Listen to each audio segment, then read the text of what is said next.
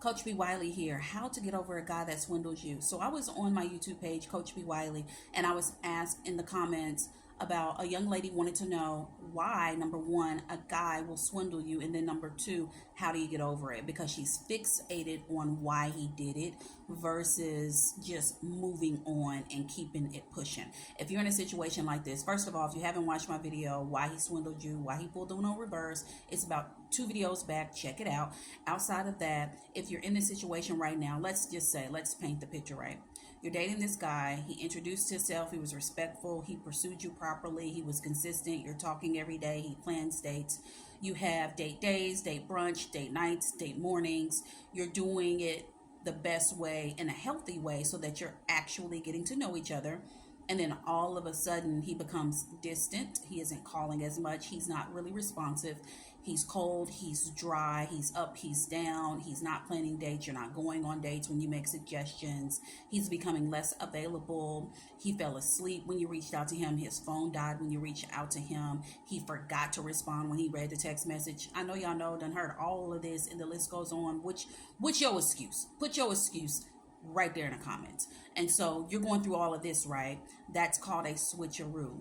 That guy that you met has now turned into Dr. Evil, and you don't know what to do about this guy, and now you're confused. I always tell you, when you're in the situation, you want to address it by having a conversation with your receipts about his behavior.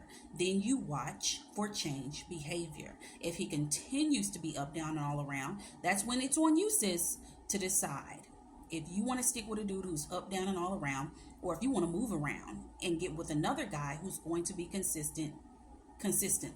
And so with this situation, if it's all said and done and you addressed it, and then he's still acting a fool, and you've decided to move on, and or he decided to ghost you, whichever, I need for you, when you feel like beating yourself up, when you feel like blaming yourself, when you feel like all the shoulda, coulda, wouldas, why did I do this, why did he do that, all these questions, unanswered questions at that you're never going to get him to answer because he's done fooling with you. The best thing for you to do is literally look at that situation for what it is. Look at the situation as if it was your best friend, your cousin, your sister, telling you it was them in that situation, and she was the one who got swindled. What would you tell her? Another thing you can do, and I really hope you do this one, is you take a look at that situation that you were dating where you got swindled, and then you go back and you play the tape from front to back over the course of the dating situation, and you find the red flags, the pink flags, the places where maybe you didn't use your voice, the places where he tried you but you didn't say anything, the places where he already was kind of starting to become distant, but you talked yourself into believing, no, this ain't it.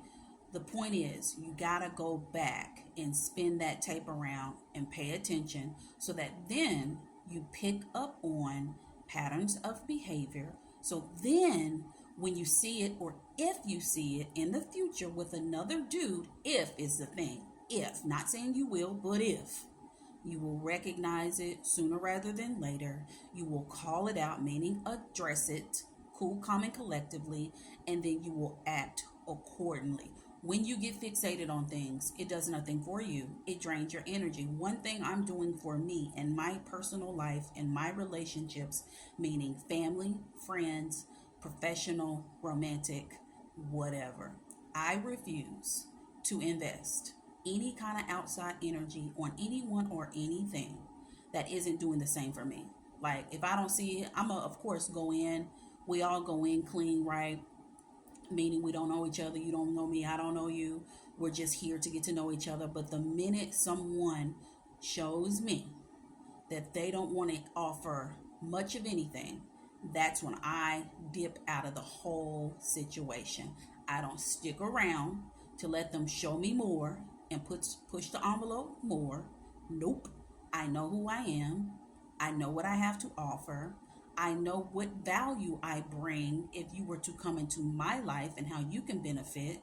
And I know my worth. So you, my friend, who are fixated on woulda, why, what's going on? He didn't answer. He fell asleep. Why I can't get a man? Why every time I date a dude, they do this? Why he pulling the okie doke? Do those two things. Think about it from the outside looking in, and then rewind the tape. And lastly, this is what you do, is you focus on the facts of the matter. Remember, I always tell you, your feelings are not facts. You could like him very much, of course. However, how would you feel liking a dude who is showing you he doesn't consider you in any way? You're an afterthought. He's going to put you on the back burner. He is not going to plan any dates. He don't want you to meet his friends, his family, or his dog. He just gonna get around to you when he get to you. And then in the meantime, in between time, he gonna continue to pull a switcheroo on you. Those are the facts. So the facts should fully override how you feel. I could feel like drinking a Pepsi every single day of my life. But the fact of the matter is, I'm going to be big as a house. Because I know how my body works. My body don't need, and nor does it like all that sugar.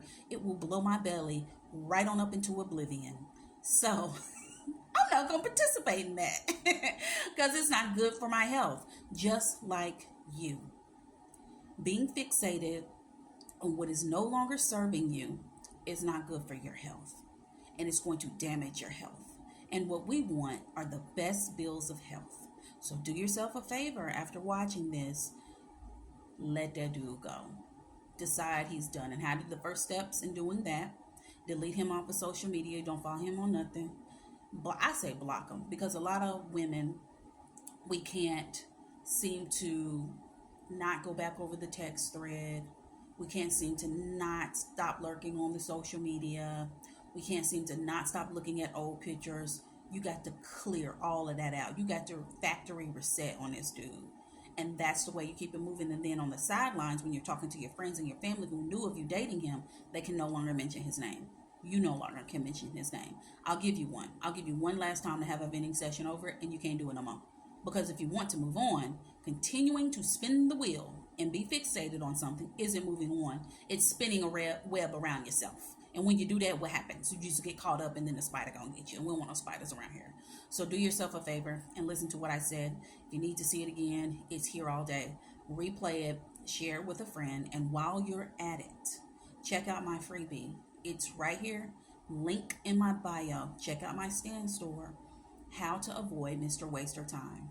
Download that. It's my free gift for you. And while you're there, you might as well download silent treatment too, because that silent treatment be taking y'all out. Ain't no dude gonna silence me and put me in no early grave. So I don't know why y'all becoming ghosts every day, because y'all letting this silent treatment kill y'all off one by one. Don't do that to yourself, sister. I want you to be alive and well. Talk to you later.